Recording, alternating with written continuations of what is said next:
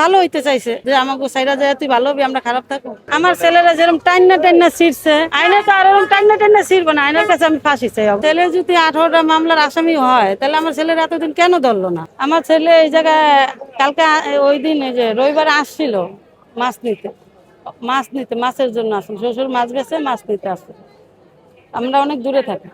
ওই আসছে, হয়তো খবর পাইছে এতদিন ধরে আসে নাই, আজকে আসছে ভালো হবি, এই জন্য আমার ছেলের মায়ের হলো। আগে ওর সাথে চলতো, ছোট থাকতে একই সাথে চলাফেরা করতো। এই জন্য আমার ছেলের নাম কিশোর ব্যাংক দিছে।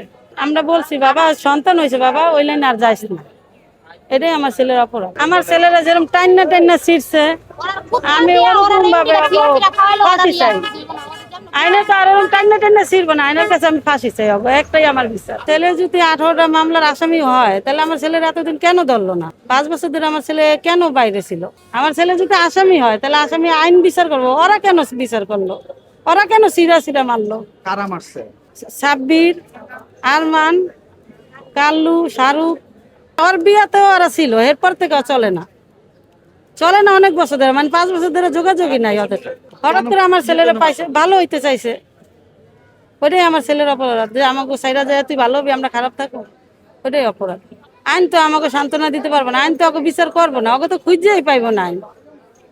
আমি তো ওকে ফাঁসি চাই। ওরা তো আগেও 2টা মার্ডার করছে, কই ওকে ধরছে?